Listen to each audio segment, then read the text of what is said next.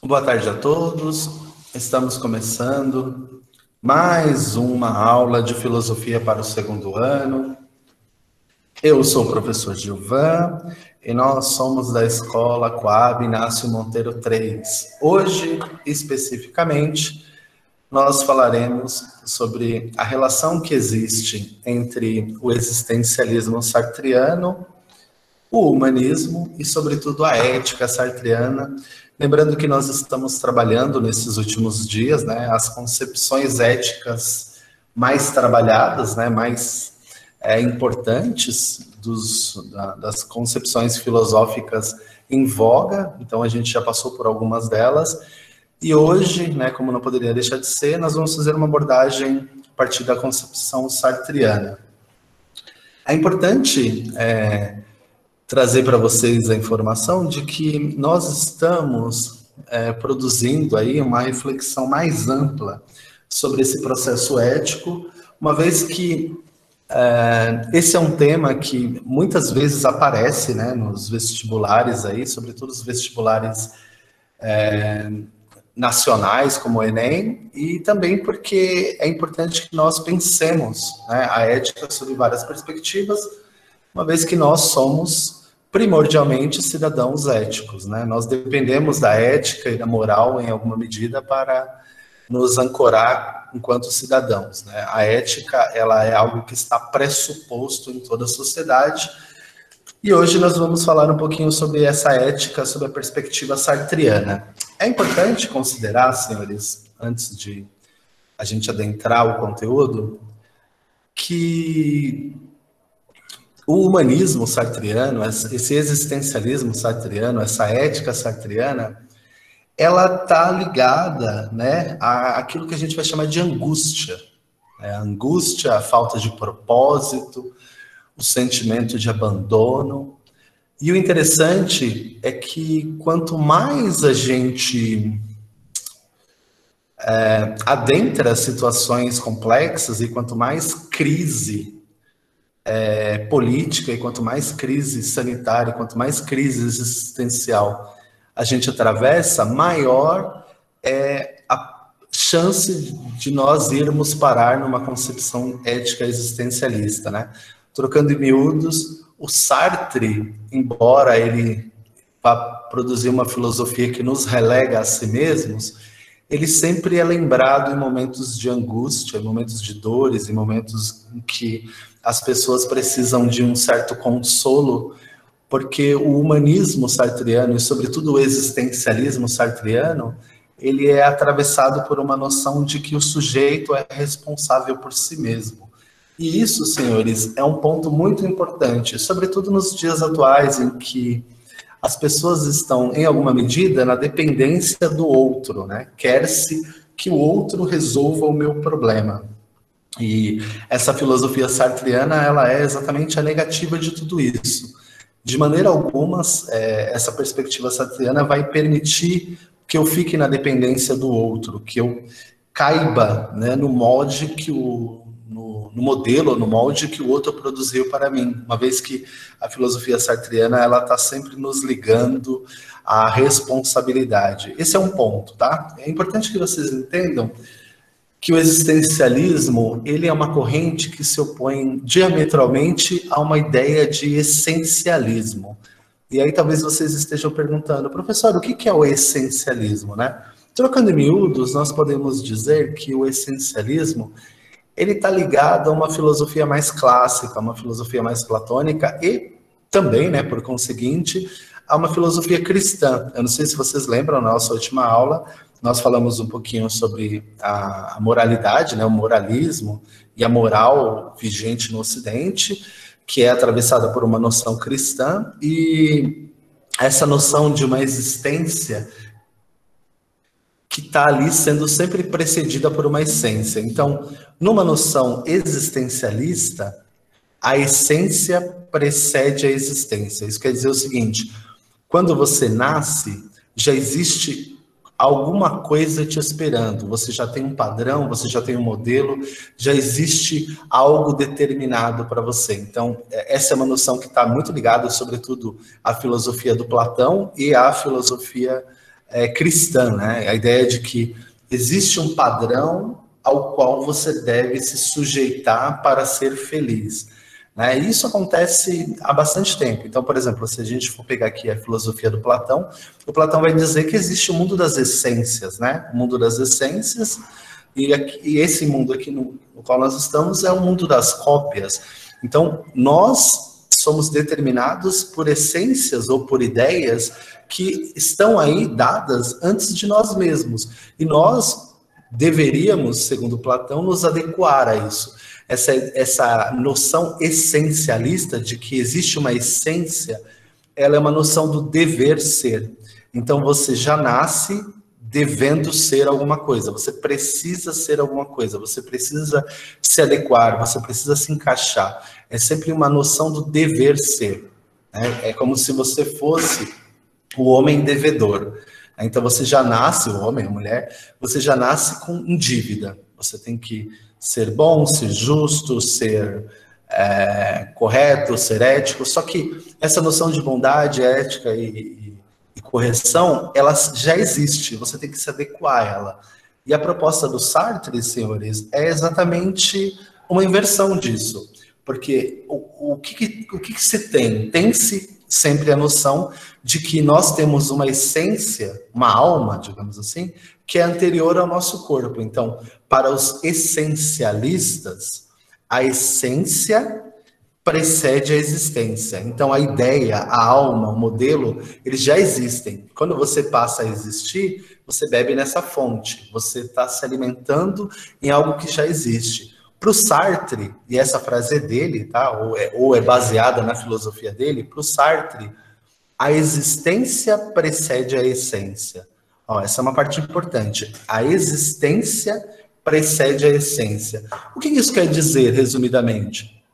Quer dizer que você vai vivendo, e à medida em que você vive, à medida em que você age no mundo, as ideias vão aparecendo. Então, de certo modo, e de maneira mais resumida, não existem ideias precedentes às quais você deve se sujeitar.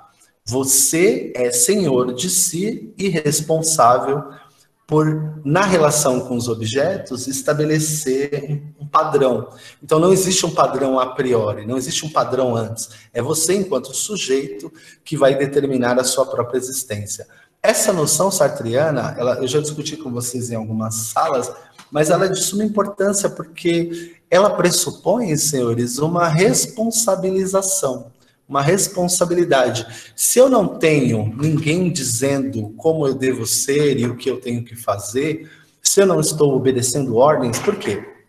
Porque é muito fácil quando você é aluno, quando você é funcionário, quando você é filho, obedecer às ordens. Quando alguém diz para você, olha, vai lá e faz tal coisa. Se tiver errado, qual vai ser a sua justificativa?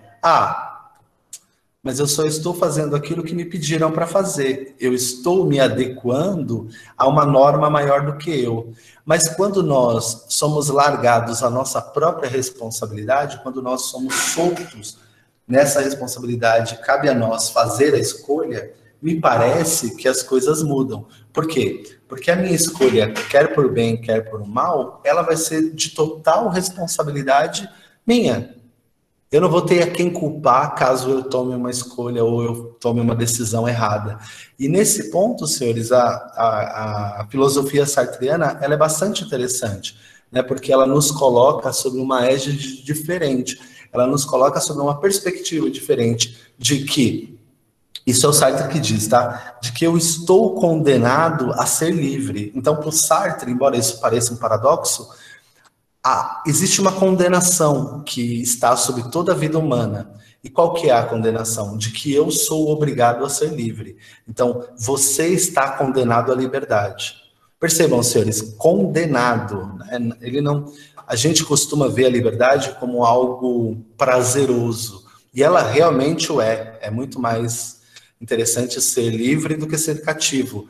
Mas a liberdade, segundo Sartre, ela traz consigo a responsabilidade da ação.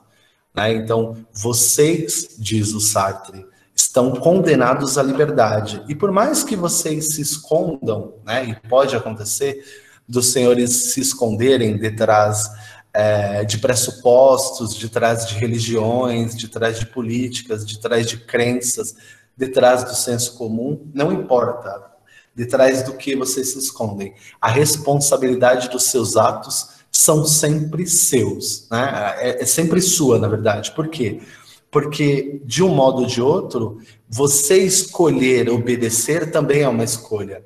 Então, nesse sentido, senhores, o existencialismo, e eu espero que vocês estejam vendo a minha tela, ele é um humanismo. Em que sentido? Obviamente, vocês já devem ter estudado em história, né, as noções humanistas, mas o humanismo, ele é uma corrente filosófica, resumindo aqui, que coloca o homem, né, como um problema filosófico no primeiro momento, e que pensa, sobretudo, na dignidade humana. Então, independentemente da religião, independentemente da forma política, independentemente das escolhas pessoais que os sujeitos o façam, o homem deve ser tratado sempre como dignidade, não pelas escolhas, não pelo time que ele torce, por nada. Simplesmente por ele ser homem. E aí, nesse sentido, o humanismo, né, embora o humanismo derive, em certa medida, de um certo protestantismo, de um cristianismo mais racional, o humanismo vai pressupor algo que você não precisa se adequar a nada para que você tenha o seu valor em si mesmo. Por que você não precisa se adequar a nada para que você tenha o seu valor em si mesmo? Porque você nasceu homem. E o homem, por si só, ele já é objeto dessa dignidade. Então, o existencialismo é um humanismo, por quê? Porque o Sartre está pensando numa concepção não acabada. Você, enquanto homem, você não depende de precedentes, você não depende de essências, você é o que é, e as suas escolhas, né, elas estão sempre norteadas por uma liberdade radical. Só que essa liberdade radical de existir, ela também é pressuposta, ela também está pressuposta por uma responsabilidade radical. Você é senhor de si mesmo e senhor das consequências dos seus atos. Então, nesse sentido, o existencialismo é um humanismo. Então, o que é o existencialismo? O existencialismo é o existencialismo sartriano, tá? Há outros, mas o existencialismo, ele é basicamente uma mudança. Em que sentido? Não são as essências e os modelos vigentes que vão determinar a minha ação. Sou eu existindo que vou determinar os padrões. Então, eu não vou me adequar ao padrão. Eu vou criar o padrão.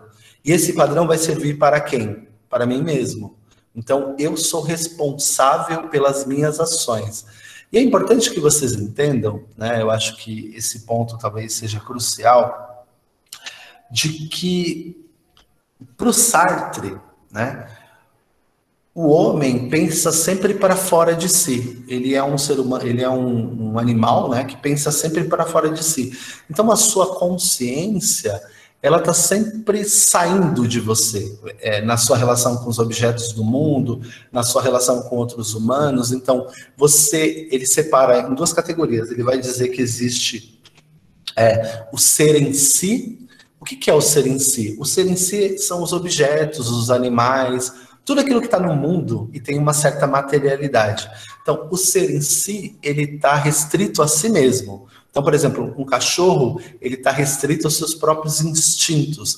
A pedra está restrita à sua própria forma e à sua própria matéria. Então, tudo está preso em si mesmo. Tá? E o Sartre vai chamar isso de em si. É o em si mesmo. E aí ele vai dizer que o homem, ele não é só o em si. O seu corpo físico, ele é o em si também, porque você faz parte dos objetos materiais que estão no mundo. Só que você é dotado de um fenômeno, de um acidente, chamado consciência. E essa consciência dá a você a capacidade de se perceber enquanto eu, né? Isso é bastante interessante.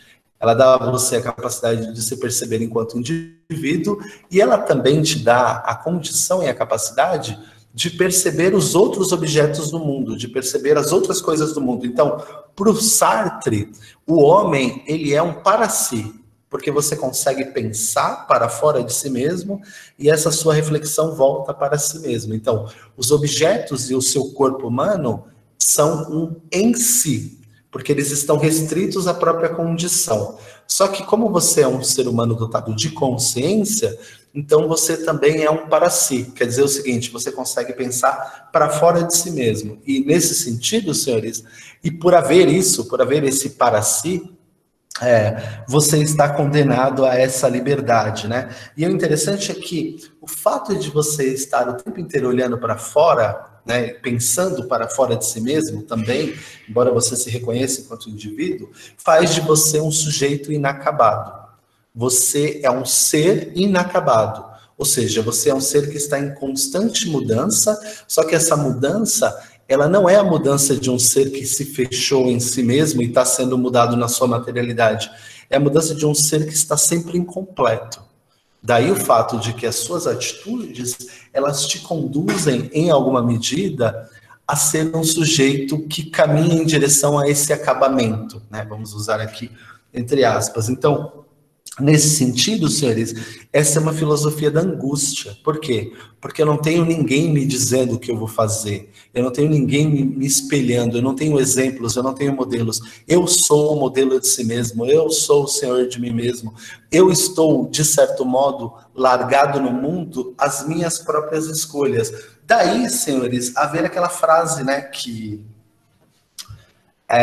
se tornou tão conhecida, né, do Sartre, que, de maneira resumida, é basicamente o seguinte, tá? Eu estou aqui parafraseando, mas é mais ou menos assim, é o seguinte: não importa o que fizeram com você, o que importa é o que você faz com aquilo que fizeram de você. Basicamente, o Sartre está dizendo, não adianta você se lamentar baseado nas coisas que as pessoas fizeram com você, mas se você entender que você é um ser livre, independentemente do que o mundo tenha imposto a você, seja lá o que for, você tem a condição de lidar com isso. Então, a maneira como você vai lidar com isso é o que vai determinar a sua realidade. Tanto que o Sartre, que era um pensador marxista, ele foi muitas vezes rechaçado pelos próprios marxistas. Por quê? Porque para o Marx, de certo modo, você é um produto do contexto. Então, as condições materiais da realidade, elas determinam um monte de coisa em você. Né? Elas determinam ideologicamente, elas determinam suas crenças, valores e um monte de coisa. E o Sartre, ele está fazendo o seguinte, ele está radicalizando isso. Então, é interessante por quê? Porque a filosofia sartriana, ela bate dos dois lados. Porque se o Marx está nos dizendo que nós somos fruto do contexto, o Sartre está dizendo o seguinte, que a liberdade que você tem, ela é muito maior do que a ação do contexto em você. É claro, o Sartre foi acusado pelos marxistas de ser alguém elitista, né? Então, a crítica que jazia sobre o Sartre da parte dos marxistas era que ele era alguém elitista. E do outro lado, né, daqueles que são essencialistas, que não estão dizendo que o sujeito é determinado pelas condições materiais, mas pelas ideias, pelo mundo das ideias, eles diziam que o Sartre, a filosofia do Sartre, ela conduz ao nada, ela é nihilista. Por quê? Se você não tem uma essência, você também não tem uma meta. Ou seja, você é um ser solto no mundo, você é um ser livre no mundo. E o Sartre, né, que era um sujeito que se autodenominava como alguém marxista, ele ficou muito mais incomodado com o problema do determinismo material que o Marx apostava, no qual os marxistas apostavam, do que o determinismo essencial, né, que vem ali daquela filosofia platônica. Então, nesse sentido, senhores, o que é importante que vocês entendam? Que à medida em que o século XX ele foi desandando, né? Então você tem ali a Primeira Guerra Mundial, né? A desesperança. Por quê? Porque o século, tudo bem, Rayane? Porque o século XX ele era o século da esperança. Por quê? Porque pela primeira vez o homem estava lidando profundamente com a tecnologia. Então havia, sob a ideia da razão, né? Sobretudo essa razão técnica, essa razão ligada essencialmente à tecnologia, uma grande esperança de que a ciência ia resolver os problemas do mundo, né? Daí a ideia do positivismo lógico, né? de que a ciência, não a religião e não a política, ela daria conta de todos os problemas do mundo. Então, agora que a gente tem tecnologia, a gente vai progredir. Só que o que aconteceu? Essa tecnologia criada pelo homem foi usada, sobretudo, para a guerra. Então, a tecnologia que trazia a esperança, ela foi usada como instrumento da desesperança. Os homens foram, aos poucos, perdendo a esperança na técnica, na tecnologia. Por quê? Porque os homens estavam acreditando que a ciência resolveria o problema, né, humano, enquanto a ciência, na verdade, se transformou em instrumento para a barbárie, né? Daí a gente pensar os campos de concentração durante o regime nazista, a gente pensar nas mortes sistemáticas promovidas ali na União Soviética, na Ucrânia, na Itália, com fascismo e tudo mais. Então, de certo modo, os instrumentos tecnológicos, os instrumentos da ciência se transformaram em arma, e isso gerou uma certa desesperança, né? Uma ideia de que não havia nenhum tipo de progresso que a ciência promovesse que desaguaria numa certa ética, porque acreditava-se que a ciência resolveria os problemas do mundo, e o que a ciência fez foi, na verdade, porque ela se tornou uma ciência instrumental, fruto de uma razão instrumental, ela se tornou, na verdade, um aperfeiçoamento na barbárie. Então, os homens tinham dificuldade para matar, eles começaram a criar bombas mais poderosas. Eles tinham dificuldade para aprisionar, eles criaram cadeias mais resistentes à fuga. Eles tinham dificuldade para torturar, eles criaram objetos de tortura mais capazes de gerar dor. Então, toda a esperança que havia sobre a ciência, ela acabou, e o que a ciência produziu, na verdade, foi uma certa desesperança, que já tinha sido produzida em grande parte pela religião. Então, as muletas que os homens usavam, né, fossem elas políticas, religiosas ou agora científicas, todas elas caíram por terra, porque, no fim das contas, a maldade humana se sobrepôs, né, uma maldade sistemática e problemática, né? Então, num certo sentido, a crença que havia no século XX de que a razão, sobretudo a razão tecnológica e a razão científica, ia mudar o mundo para melhor, só fez, na verdade, o contrário, né? A gente tem lá, por exemplo, as bombas atômicas, né? A gente tem lá as câmaras de gás e tantas coisas acontecendo sob a égide da tecnologia. Então, não houve melhora, só houve piora. Isso levou as pessoas a uma certa desesperança com os padrões pré-estabelecidos, fossem eles da religião, fossem eles da política, fossem eles da ciência, e aí a gente tem a filosofia voltando à tona. Só que a filosofia que volta à tona não é mais uma filosofia ligada a uma essência, como aquela filosofia do Platão, né, do mundo das essências.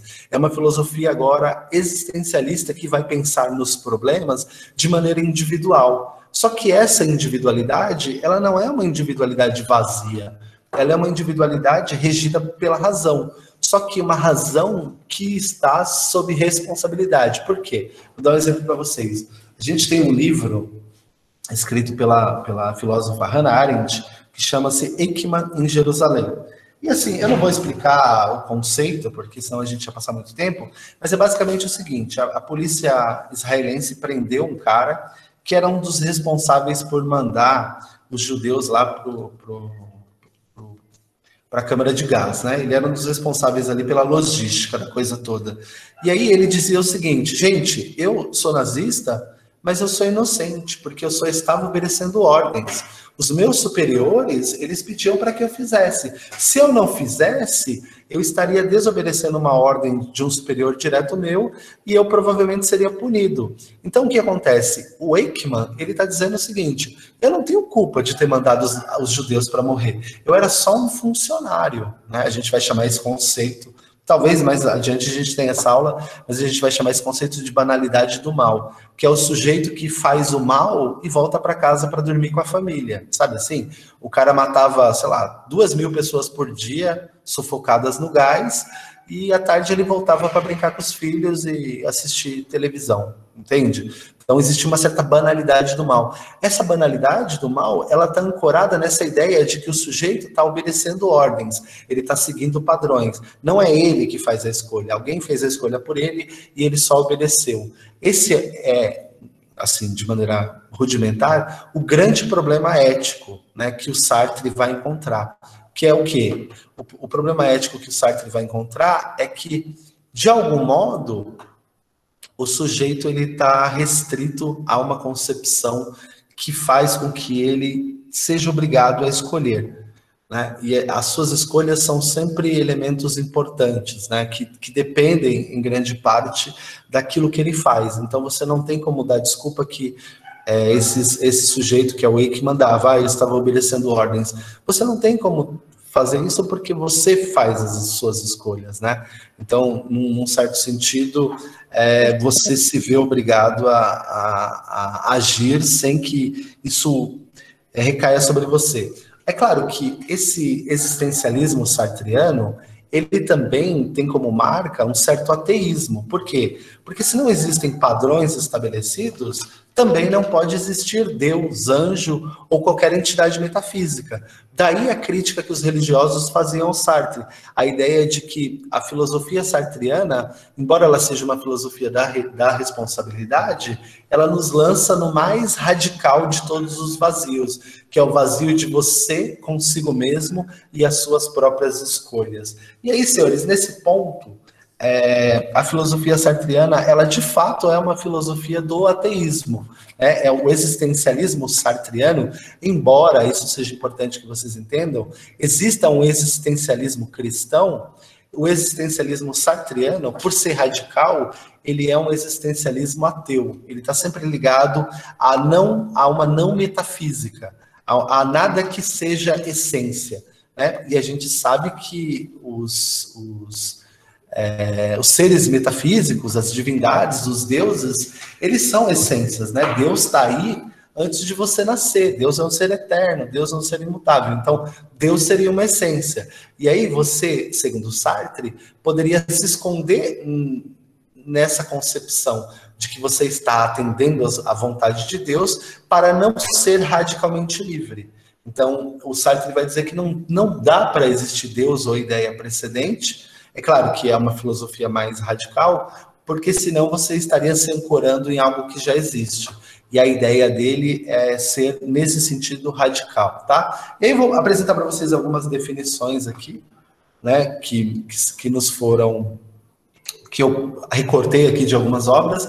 E aí a Bagnano vai dizer o seguinte, ó: em sentido geral, pode-se entender por humanismo qualquer tendência filosófica que leve em consideração as possibilidades e, portanto, as limitações do homem e que, com base nisso, redimensione os problemas filosóficos. Ou seja, o humanismo ele está pensando no sujeito e na sua dignidade. Então, se o sujeito ele é humano, independentemente de quais sejam suas crenças, de quais sejam os seus valores, ele tem um valor em si, um valor que é intrínseco, não àquilo que ele faz, mas àquilo que ele é. Então, se você é humano, você tem direitos humanos. Você é alguém merecedor de ter a sua dignidade contemplada por toda a espécie humana.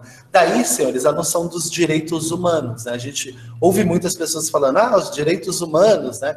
E aí vem aquele pessoal falar, direitos humanos serve para definir bandido, direitos humanos... Não, a ideia dos direitos humanos é, independentemente de quem você seja, por ser humano, você é digno de ser defendido, você é digno de ser notado, você é digno de ser justificado. Então, é uma ideia mais humana de lidar com a realidade. Aí a gente tem essa frase famosa do Sartre, né? Esse é o Sartre, tá?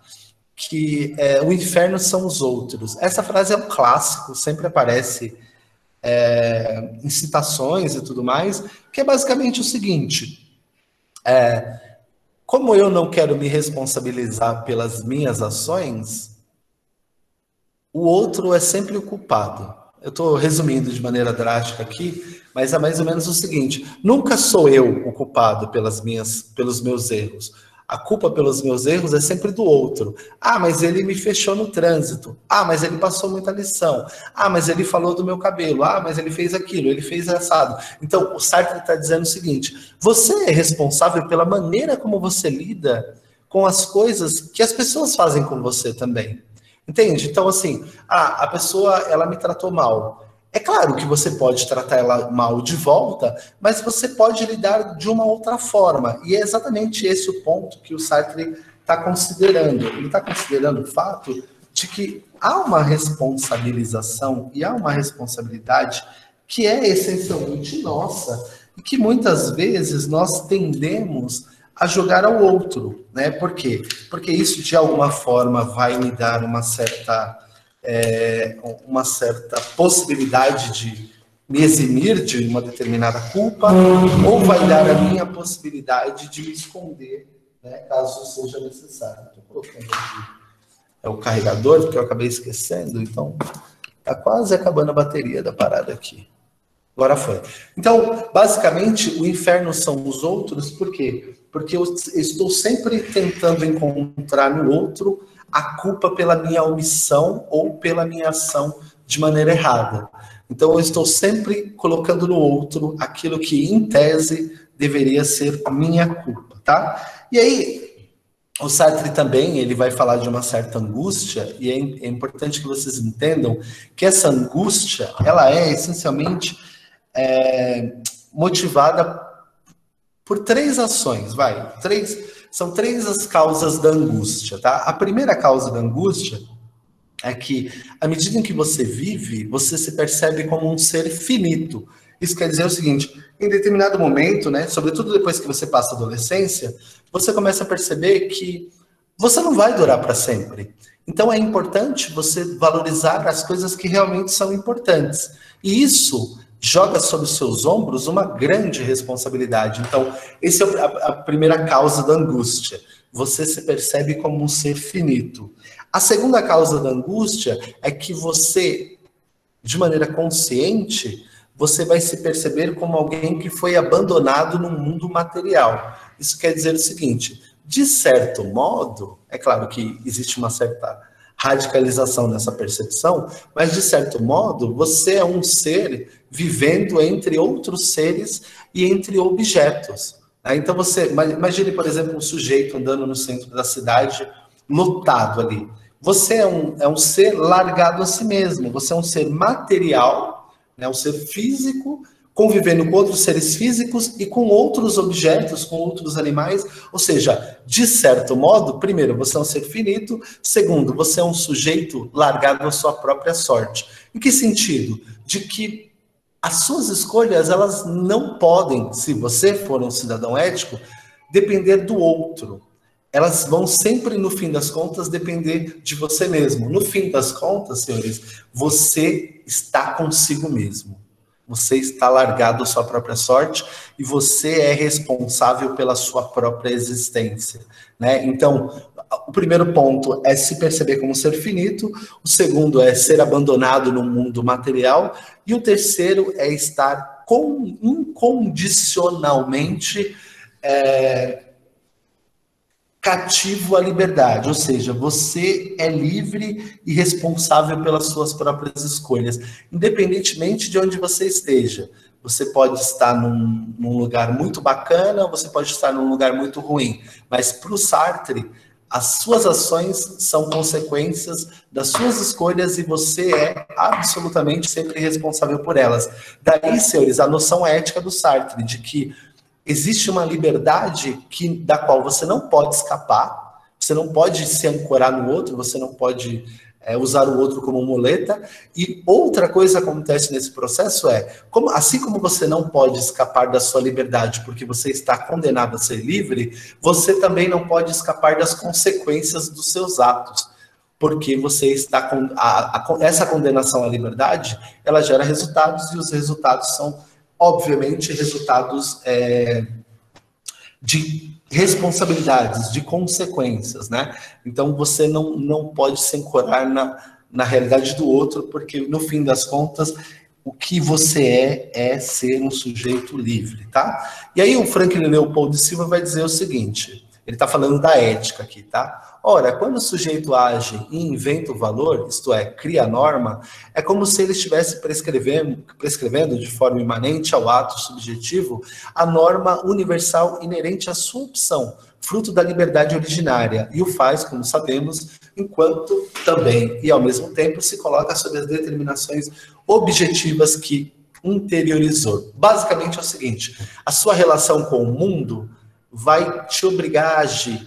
E à medida em que você vai agindo nesse mundo, que você vai percebendo esse mundo, você vai tomando ações baseadas nos seus valores, que você cria e inventa, mas esses seus valores, em alguma medida, embora não exista um determinismo, eles estarão sempre ligados a uma noção universal. Isso quer dizer o seguinte: você sempre vai fazer uma escolha, se for uma escolha racional, que é boa para si mesmo e para o outro. Então, deixa eu dar um exemplo para você. Você pensa, o farol está quebrado, sei lá, você está no seu carro e o semáforo está quebrado lá. E aí você, como tá quebrado para todo mundo, você pode só passar.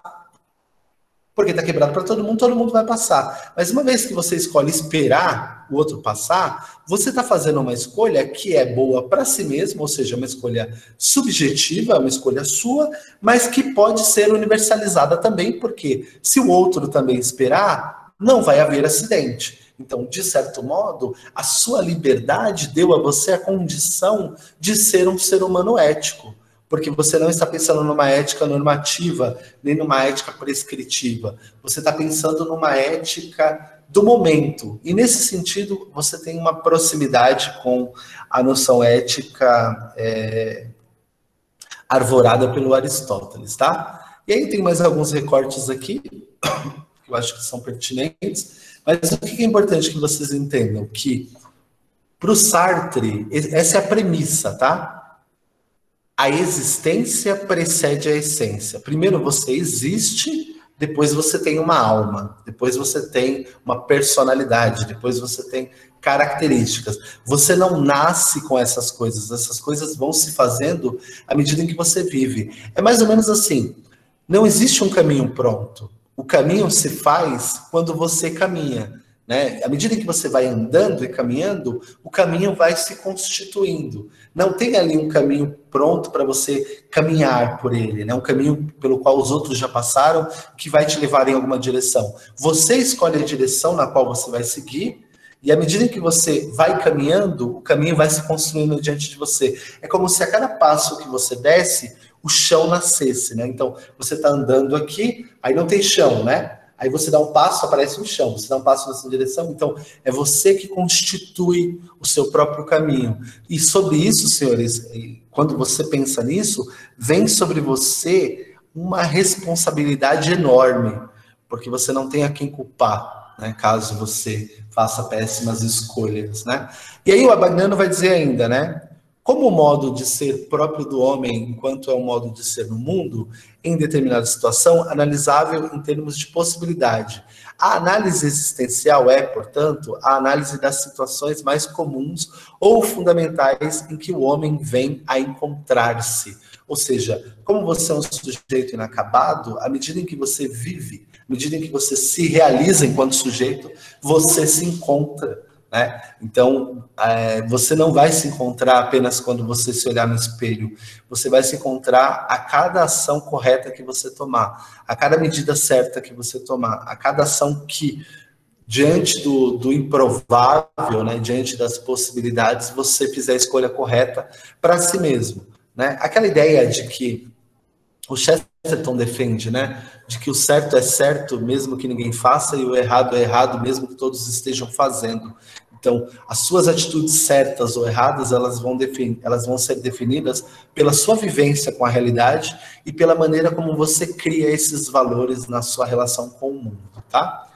E aí tem uma outra definição do próprio Abagnano aqui sobre existencialismo. Ele diz assim, ó: o existencialismo afirma que a liberdade do homem é condicionada, finita e obstada por muitas limitações que a todo momento podem torná-la estéril e fazê-la reincidir no que já foi feita. É basicamente o seguinte: você é um escravo da sua própria liberdade e dela você não pode fugir. Aí ele continua dizendo: A possibilidade última da realidade humana, a sua escolha originária, é o projeto fundamental em que se insere todos os atos e as volições de um ser humano, ou seja, todas as suas forças e desejos estão determinadas pela sua própria realidade. E aí eu coloquei aqui para vocês, senhores, o Pequeno Príncipe, né, naquela versão clássica, mas imaginem o seguinte, né, o nosso amigo aqui, ele vive num mundo que é só dele. Então, quem determina as regras desse mundo é ele mesmo. Então, tudo aquilo que ele fizer de bom e de ruim são consequências das escolhas e das não escolhas que ele fez. Mas quando ele não escolhe, ele também escolheu não escolher. É mais ou menos a ideia de que se você mora sozinho e não lava a louça continua lá. Então você só está prolongando o sofrimento, porque a louça não vai se lavar sozinha. A mesma coisa acontece, né, quando você é o dono do seu próprio mundo. As regras desse mundo, quem determina são você. Então, se você tomar uma atitude errada nesse seu mundo, quem vai colher os frutos dessa atitude errada é você mesmo. Então, nesse sentido, o Pequeno Príncipe aqui, né, basicamente, ele é um refém do próprio mundo e da própria realidade. Por quê? Porque ele está vivendo aqui no mundo material do qual ele é refém, tá? Então, quando vocês pensarem no existencialismo sartreano, pensem na solidão, né? Que no fim das contas é a solidão e a angústia que atravessam todo o processo, tá? E aí o Sartre vai dizer o seguinte, ó: a liberdade humana precede a essência do homem e torna-a possível. A essência do humano acha-se em suspenso na liberdade, ou seja, a sua essência é ser livre, né? Então você só tem alguma característica, alguma coisa na sua personalidade, alguma essência, porque você é livre. Então a liberdade, ela é anterior à sua essência, porque sem a liberdade não haveria a sua essência, que é a ideia, senhores, que contradiz de maneira bastante profunda a filosofia do Platão, por exemplo. O Platão vai dizer que você é livre à medida em que você encontra essa essência que já existe, à medida que você caminha em direção ao mundo das ideias. O Sartre está dizendo o seguinte: não tem mundo das ideias nenhuma. As ideias são consequências da sua existência. E essa sua existência é uma existência em liberdade. Então, para o Sartre, o mundo das ideias é uma celeuma, é uma quimera. E não existe mundo das ideias, porque se existir mundo das ideias, nós somos presos, não livres. Nós somos homens cativos. Só que o Sartre vai dizer que a única coisa da qual o homem não pode escapar é da sua condição de liberdade. Logo, se eu sou livre e se a liberdade faz parte daquilo que me molda, as ideias pré-estabelecidas, elas não estão aí, né? Então, se eu obedeço às ideias pré-estabelecidas, eu estou fazendo isso usando para tal as minhas próprias escolhas. Então, é meio paradoxal, mas eu escolho não ser livre, mas eu só escolho não ser livre porque eu tenho a liberdade de escolher não ser livre. É claro que uma vez que você escolheu não ser livre, você está condenado a não ter ou a não encontrar o seu sujeito inacabado. Porque se você está seguindo a vida a partir de outras concepções que não aquelas que você, nas suas volições, encontrou, você é um sujeito inacabado que se aceitou como inacabado e que jamais fugirá dessa condição. Então, é muito complexo nesse sentido o fato de que a liberdade é uma espécie de condenação, né? Porque você precisa entender que é livre. E aí a Chauí vai dizer o seguinte: para ele, Sartre, né, a liberdade é a escolha incondicional que o próprio homem faz de seu ser e de seu mundo. Ou seja, você não pode escapar dessa angústia que é ser livre. É claro, senhores, que eu estou dizendo que você não pode escapar, mas boa parte das pessoas, elas tentam escapar, né? Elas encontram fugas, né? Elas encontram, digamos assim, muletas nas quais elas se ancoram. Com qual finalidade? Aliviar o fardo que é ser livre. Por quê? A liberdade é sempre um fardo. E não é um fardo leve, é um fardo pesado. Daí as pessoas estarem o tempo inteiro se adequando, né, aos padrões. Basta a gente olhar, eu não sei se vocês têm costume, mas basta dar uma visitada no Instagram da vida. Lá no Instagram você tem ali os padrões determinando os sujeitos. Então, Ao invés do sujeito ser livre e fazer as suas próprias escolhas, sabendo que isso tem uma responsabilidade, o sujeito prefere se enquadrar nos padrões que estão ali. Padrões de luxúria, padrões de ostentações, padrões de beleza, padrões de intelectualismo, enfim, sejam quais forem os padrões.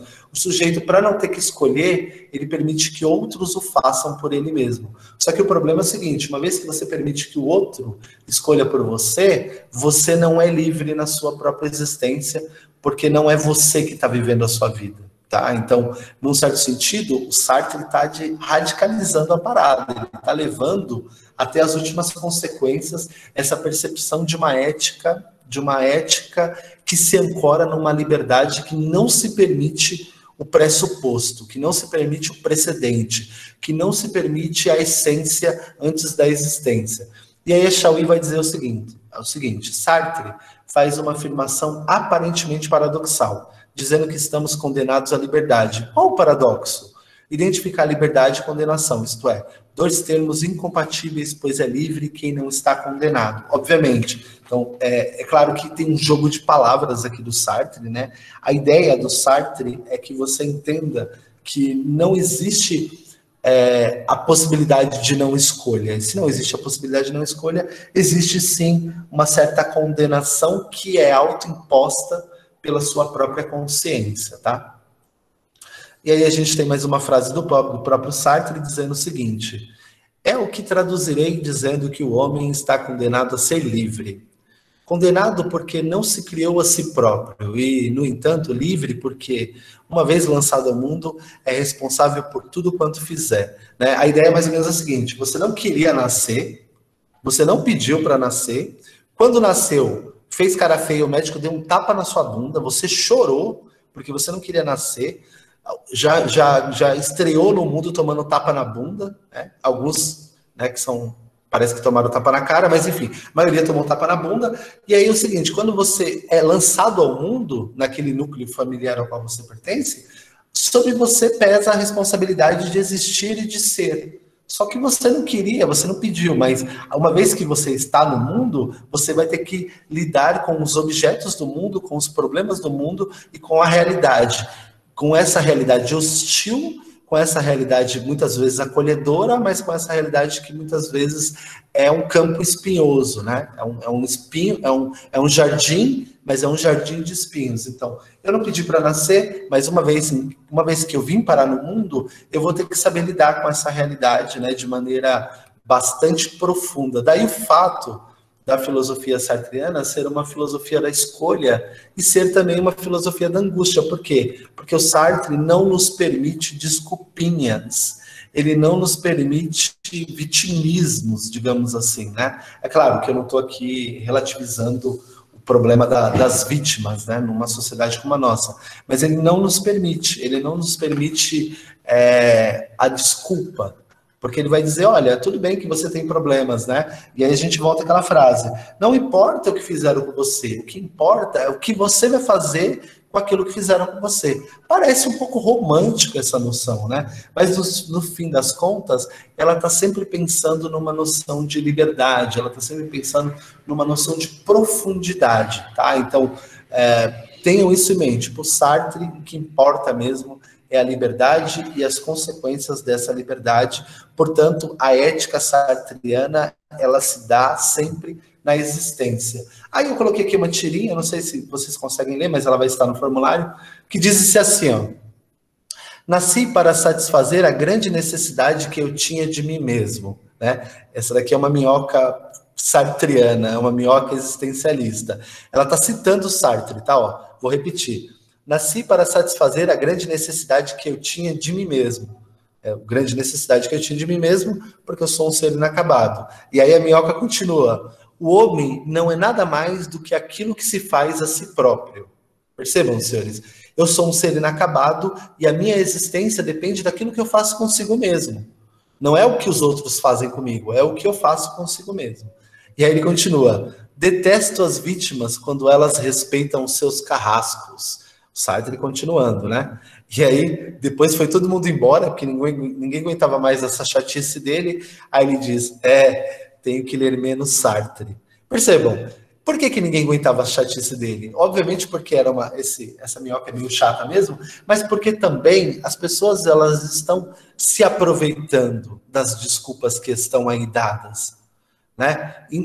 Quando a gente se aproveita das desculpas, quando a gente encontra alguém com profundo senso de percepção e com profundo senso de autorresponsabilização, a tendência é que a gente se assuste, né? Com essas pessoas que entendem que a vida ela se faz à medida em que a gente vive e que ela se constrói à medida em que a gente existe, né? E que não tem nada precedente, que não tem nada antes de você, que você está só consigo mesmo e com a sua existência, e que muitas vezes essa solidão ela é, na verdade, a única possibilidade de felicidade, né? Por quê? Porque se você consegue ser feliz consigo mesmo, sem depender do outro, então, senhores, vocês conseguem ser felizes com o outro também. Porque eu não preciso que o outro me preencha, né? A ideia é mais ou menos essa. Eu não preciso que o outro me preencha porque eu sou preenchido por mim mesmo. Então, a minha relação com o outro vai ser sempre uma relação top. Por que vai ser sempre uma relação top? Porque eu não dependo que o outro determine, seja lá o que for. Mas o Sartre vai dizer uma coisa também. A minha relação com o mundo externo vai depender da consciência do outro. Então, eu preciso que o outro se manifeste de maneira verbal, inclusive, para que eu saiba quais são os limites da minha ação. Só que a minha ação com o outro, ela não é uma relação de dependência, né? Isso acontece muito, acho que talvez esse exemplo caiba, nos relacionamentos amorosos, né? As pessoas, elas falam, se a fulana me largar, eu me mato, se o fulano me largar, minha vida acabou. Por que que a pessoa pensa assim? Porque ela não se compreendeu como alguém capaz de se preencher, como alguém capaz de ser autossuficiente. Então, uma vez que você se percebe como alguém que é suficiente para si mesmo, que está transbordando, você não precisa que o outro te enche com qualquer coisa que seja autoestima, seja amor, seja romance, enfim. Então, é importante que você se reconheça enquanto sujeito e que você, na sua solidão, seja pleno em si mesmo, porque essa plenitude que você tem em si mesmo vai fazer com que as suas relações com o outro sejam relações saudáveis, não sejam relações de dependência, como as relações que a gente tem visto por aí, né? As pessoas criam um ciclo vicioso ali, um círculo vicioso, na verdade, e fica uma dependendo do outro para existir, e aí termina, e eu não sei viver sem o outro fulano. Você não sabe viver sem o outro fulano porque, na verdade, você não aprendeu a viver consigo mesmo ainda. Então, essa solidão e essa angústia que o Sartre propõe, ela está muito ligada a essa noção de que a gente precisa amadurecer enquanto sujeitos para não se tornar dependente, né? Você tem que ser dependente de si mesmo, você tem que ser um sujeito que tem nas suas mãos as rédeas da sua própria existência, né? Independentemente da condição na qual a sua existência aconteça. É claro que essa é uma concepção de mundo mais ácida, mais doída, mas ela é também uma concepção de mundo mais madura. E aí, para finalizar, antes da revisãozinha que a gente vai fazer, o Sartre diz: viver é isto. Ficar se equilibrando o tempo todo entre escolhas e consequências.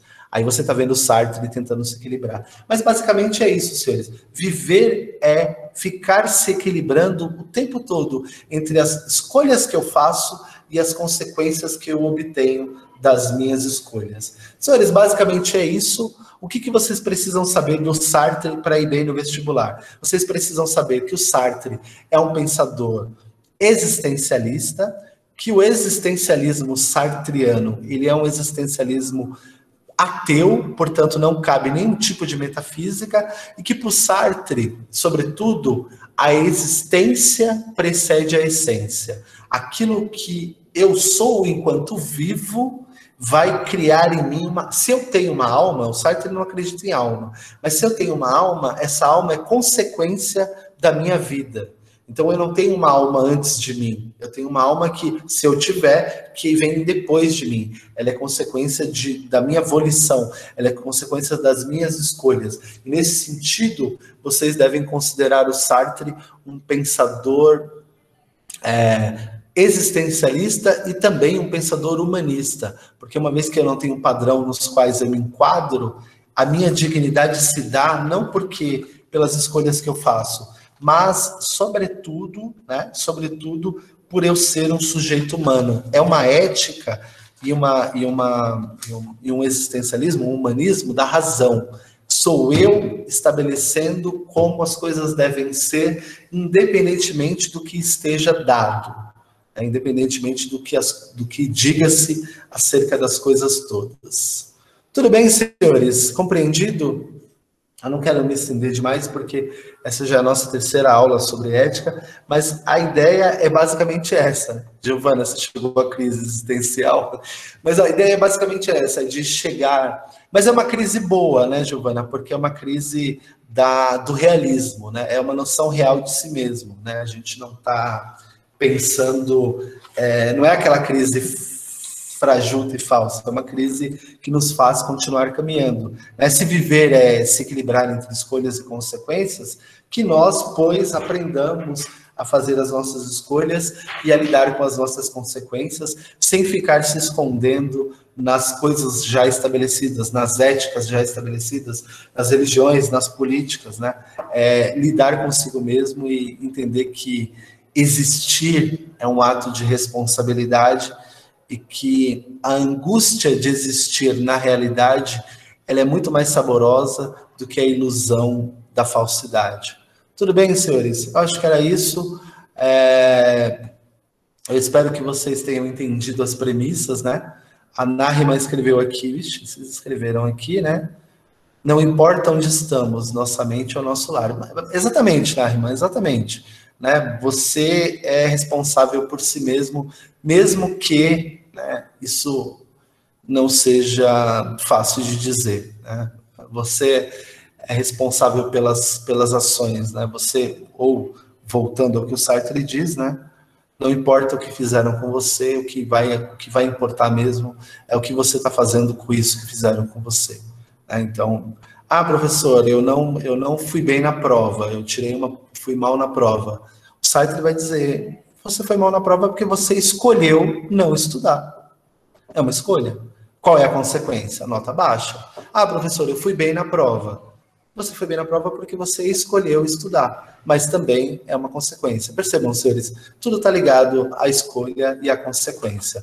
Alguém tem alguma dúvida, algum questionamento para fazer? Essa aula foi muito pesada, doeu aí. Se doeu aí, foi boa. Se causou angústia, foi legal.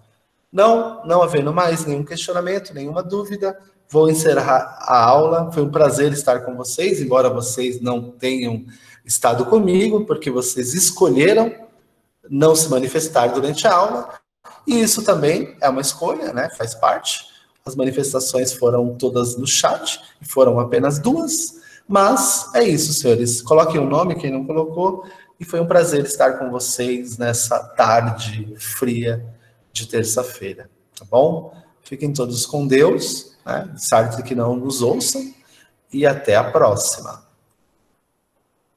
Tchau, professor. Tchau, professor. Tchau, galera. Até mais.